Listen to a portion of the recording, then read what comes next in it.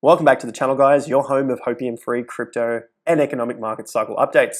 Today, let's look at Bitcoin, cryptos, and how Bitcoin can blow cryptos, looking specifically at Wyckoff Analysis. So do that good thing down below, the likes, subscribe if you haven't already. This is the best time to be watching the charts while these markets are at some lower prices, and that's what I want to get to in the Wyckoff Analysis update, specifically looking at some cryptocurrencies today.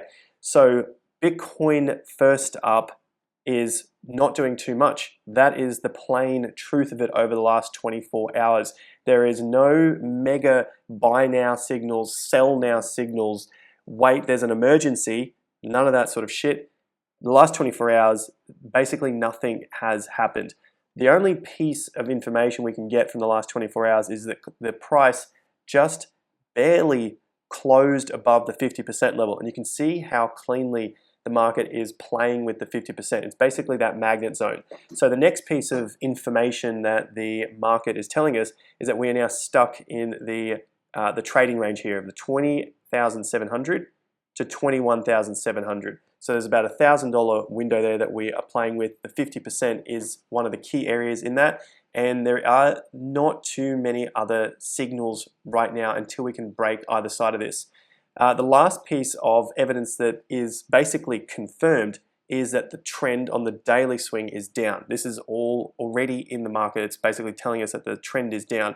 So like in yesterday's video, we looked at some of the potential bad news coming out this week. The reason I labeled it that is that the trend is down. The market has had some bad news last week, and that was just easier for the manipulators, the whales, whatever you want to call them, for them to be able to push the market in the direction of the already confirmed trend. So when it is already confirmed, it's just easier to get that momentum. So basically it's just the momentum of the market. Now, if the news is good, the trend is currently down, and at the moment, just on the daily here, is uncertain, then it might be a little easier to push up because it's uncertain, but it's going to be harder to push up than it is to push down because it's already confirmed down. So while we wait to see what happens next, let's look at some of the Wyckoff schematic patterns for the alts, but also the Nasdaq and the S&P update, just to give us that macro view. Nasdaq has bounced up. We're into our second month now, so this is an overbalance so far in time, which is a good thing. The last bounce was very insignificant. It was only a few points in it from all of these tops before it dumped.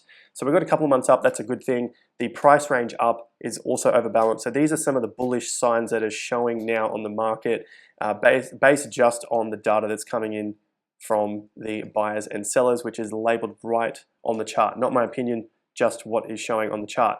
Nice move over the monthly. It's bounced off the 50%. We found a little bit of support there. I'm not saying that this is the end, but at least it is now finding a base. I think we're into that zone of finding a base rather than free falling to new lows. So I think if we go any further than 8,900 points on the Nasdaq, we need to be concerned with cryptocurrency because it's still in that tech sector space. But for now, we're a long way from that. We've found a little bit of support here at around 11,000 points. So let's not get too far ahead of ourselves. There's still some good news there as well. S&P, overbalanced in price, overbalanced in time, bullish, bullish. We still need a few more confirming factors. We haven't broken the downtrend yet, and you can see we basically got rejected bang on the bear market diagonal downtrend. Like smack on that, rejected, and we're back down now. The patterns here are working out very, very nicely. I'm not saying this is completely over and we shoot to new high prices, but it's a good move up. Like it's a significant enough move to be interested in where this bounce now falls to. So we had the bounce and where the correction comes down to. That's what we're looking for next up. That's a look at the macro view. Let's dive into the macro view of total cryptocurrency market caps. This one is excluding Bitcoin and Ethereum. Now, just a quick note on stable coins as well, because it's going to include stable coins. The total market cap is currently at 153 billion. While we've been looking at this, it's kind of ranged from 150 to 200-ish billion. And that is important because we may have to subtract the total market cap of stable coins from this market, which is currently at 394 billion. The reason I bring that up is that we may not see the exact patterns come to fruition because the market may be held up with some of those stable coins. Now, the only thing that I think could change here is if one or many of the stable coins basically go bottoms up like Terra USD, so USDT. I'm not saying it will happen, but that is a possible scenario. So we just have to keep them all in mind. But for now, they're all still there. Our USDT, our USDC, Binance USD, Dyfrax TUSD. But the main ones, of course, are these top three. Binance is getting a lot more money flow into that stablecoin. So in terms of the pattern, I'm looking at the upside here. A break above around the $480 billion market cap. That's the start of the making it. Otherwise, if we start to collapse again, go under the 320 to 300 billion, then that's the break. That's where Bitcoin basically will be also falling. The altcoins will most likely fall further.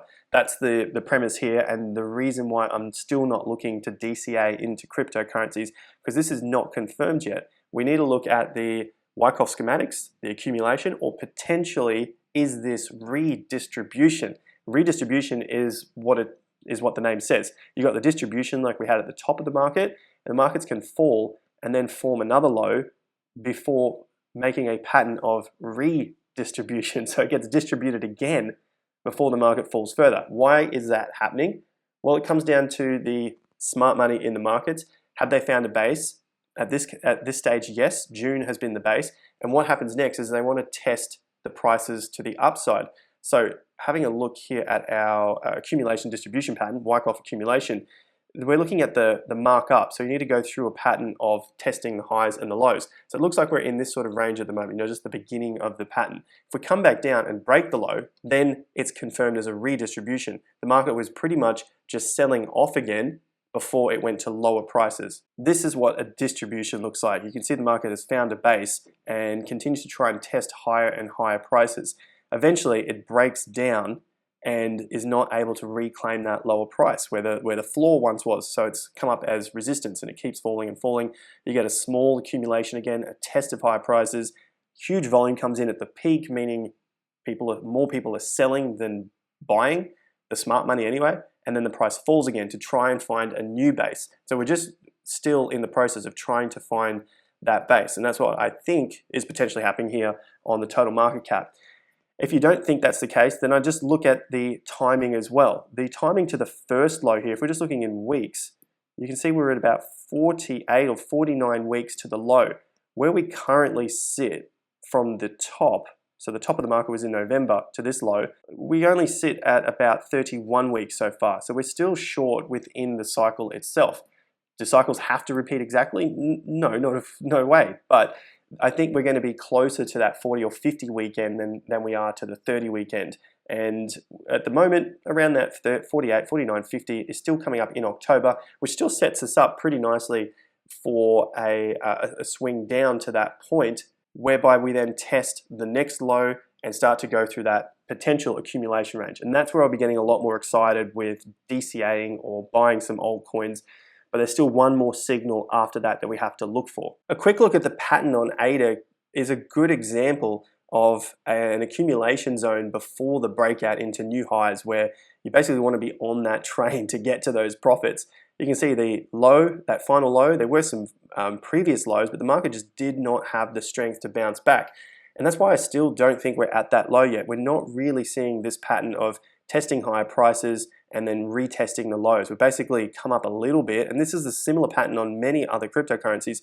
And over time, it comes back and tests the low, had another bounce. Of course, this is the COVID crash low, but it did recover quite quickly. So it's something to keep in mind, especially if we do see a black swan event.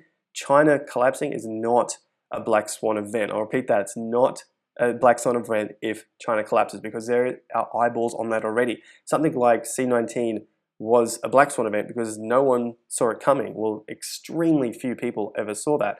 So that's the difference here. But we see the breakout, the retest of some of the higher prices, and then the market moving up again. That's one of the last keys to the entire accumulation pattern that we want to see. So there is still a fair bit of time left before we get to that point. We need to test the highs, test the lows to see whether there is support, there's supply coming in. So is there support from the buyers? Is there supply from the sellers coming in? And once there is no more supply coming in, meaning the price doesn't drop back down to those lows and it breaks out, That's basically where it's all hands on deck and we start to go towards those higher prices. One final example here is our video sponsor. So I'm not speaking highly or negatively of any of these here, nor are they buy signals or sell signals, but I am bringing them up because some of these patterns are playing out on these cryptocurrencies. CKB is one of those. Nervous Network. This is within the ADA ecosystem, but I bring it up because it has a nice pattern right now. There is no confirmation, I'll repeat that, there is no confirmation yet, but this is what I would want to see on any cryptocurrencies that I am watching for that next stage of the accumulation and then potential breakout, which I still think is many, many weeks away, if not several months away until we get to that breakout. You can see we've had a move into this period here, so these price ranges at the top at 0.5 cent down to the lows at 0.2 of a cent. The market has found resistance at that point. It fell all the way down after we've looked at it many times before this year as well. You can see there's significant resistance and the market continued to break down. I don't want to be jumping on board something which has not confirmed the low yet, because this can so easily happen and you end up losing over 90% of your portfolio. So the accumulation pattern, just once again, you can see the low comes in, we test some highs and lows and highs and lows. CKB, we've got a low at the moment, we're testing higher prices. It looks like we've been rejected. I think we have to test somewhere at these lower prices again. Should we break down? Things are not looking good, but we do want to see a move backwards and forwards before we break out of those highs. Now, this is the tricky part for a lot of new investors because the fundamentals don't line up with the technicals. The technicals are telling us we need more time to see what the buyers and the sellers are doing. However, in terms of the fundamentals, things are still going quite well. We've got new projects that are raising capital, building on top of the CKB network. And of course, this is on top of ADA. We know that there are other fundamental issues with ADA at the moment. New accounts getting registered, new people are still using the ecosystem. However, the technicals are saying we still need more time. But once the technicals catch up, the fundamentals behind these projects will then start to push them through. And that's where we see a mega altcoin season, because we're waiting for more and more people to come to the market to see and understand some of the fundamentals that are actually going on. The charts tell us that beforehand and keep us safe in the market so that we're not FOMOing in. Once, unfortunately, the new round of people, crypto investors, come through, they may have only seen about those fundamentals at that time, maybe in 6 or 12 months time, who knows, 2 years time, and then they start to feel the FOMO like they've missed out. But you guys are still here in the bear market and you get the experience and the knowledge of the market, getting to feel and experience these depressing times. But ultimately, these are the best times because you get a full experience of the entire investor spectrum and you cannot buy these experiences. So you're doing extremely well to be here during these times. I hope you're learning and growing at the same time and keeping your finances safe. Thanks again, guys. Like and subscribe. I'll see you over on Instagram for that Q&A. Otherwise, until next time, peace out.